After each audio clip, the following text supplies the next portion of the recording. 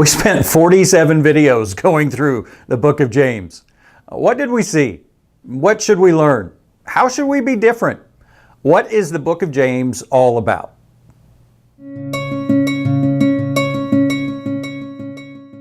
Hey, this is Looking Intently, and this is the last video through the series on James. We're going to wrap it up today. So that means there are a lot of videos before this. If you've missed any of them or you want to see them again, click the tag in the upper right for the whole list. And then still, if you haven't subscribed yet, please do that. Click the subscribe button and then that bell icon, because there are going to be more videos coming after this. You're just going to have to see what's coming next.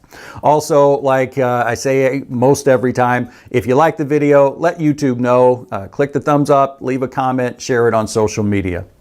Well, my saying for this ministry is, my slogan that you hear all the time is, read the good book like a good book. And if you've been around any length of time, you know what that means is, first you observe, you just read it. Then you reflect. All right, what is the overall subject? What is the lesson God wants me to get from this? Then you apply it. Well, I do that process in preparation for each video, but at the end, I like to do it again. When I finish a book here on Looking Intently, or when I preach through one, I go back and look at it and reflect. What is that lesson that we're to see? What's the subject? Well, the question I usually ask is, okay, what stands out as I look back over things? And in doing that to all these videos, what stood out to me is just how differently James looks at things. You call it even strange at times.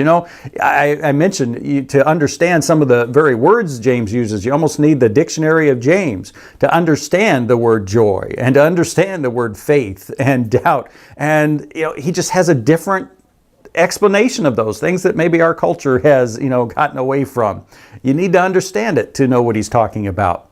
He has some different ideas about what it means to be blessed and that go contrary, again, to our nature and our culture. And he definitely has some different commands about doing business and making plans and about considering it pure joy. That one's not what we expect and not what we think of as normal when we face trials, to consider it pure joy. And so as I look at that, take it all together, I think the main subject of the book of James is perspective. It's how we look at things. And the overall lesson would be then that as Christians, we must look at life differently. We must look at life with a godly perspective, a spiritual perspective that helps us to see things different than we're used to, different than the world does. And really, this shouldn't be a surprise when you think about it. James was the half-brother of Jesus, and that was a key theme for Jesus. You see it in the Gospels, especially Matthew, Mark, and Luke. Well, we're to look at things differently. What's James talk about? What's he focus on? I think three key areas. The first one is that trials, he opens the book with that. And he says various kinds. And so he's talking about suffering. He's talking about hardships. He's talking about illness. He's also talking about temptations. Whatever we face, we need to consider it pure joy. The reason we can do that is because we know. In other words, because I'm looking at it differently from a godly perspective. And in light of that, I know my faith's being tested. If I persevere, my faith can grow stronger. I can become mature and complete, not lacking in anything. In other words, I can become the person God created me to be. And this perspective should be so all-encompassing that even when I'm sick, my first prayer should be, God, help me maintain this perspective.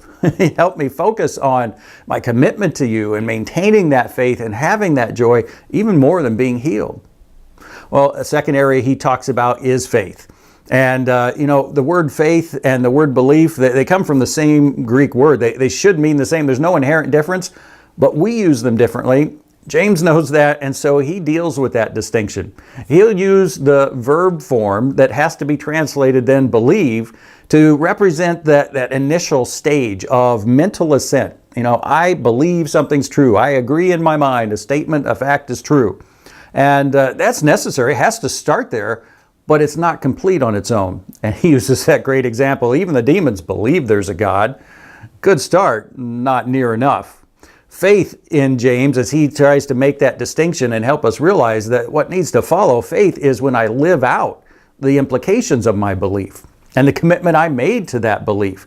Our faith is, he even says, it's made complete when we do the things that faith leads us to, when we do the works that faith leads us to. We are not saved by works, but saving faith, the belief and that faith that goes with it, that will result in works.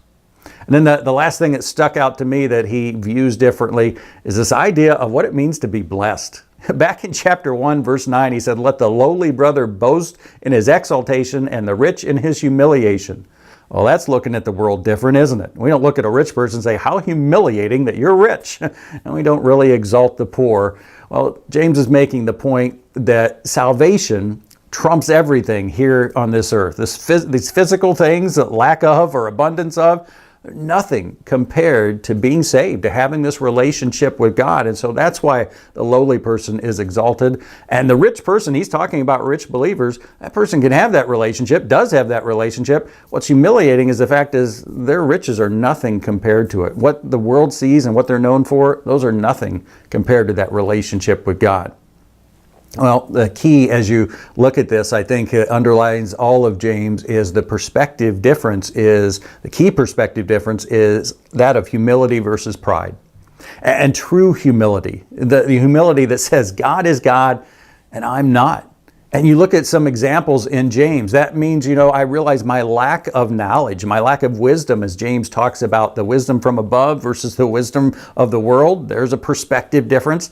I have a lack of knowledge if I value my comfort over my growth. That's what he starts off with. That's what he talks about. Realize, have a humble perspective that says my growth's more important. And also my lack of control. When he talks about don't make this plan, say I'm going to go into such and such a city and work for a year and make money. Well, realize, keep in mind, have the caveat, if the Lord wills, because I'm not in control. He also says don't swear an oath because, again, I'm not in control. I don't have authority over the things they would swear by. And so don't do that. And then the other side of humility is where you talk about putting others first. Philippians mentions this when it talks about in humility, value others above yourself. And this is where James talks about don't show favoritism. They would show favoritism to the rich. Why? It wasn't so much they liked the rich, it's because they wanted something from them that they knew they couldn't get from the poor person, so they'd show that favoritism. Well, this is what we see in James, and this is what you see in general when you read the good book like a good book.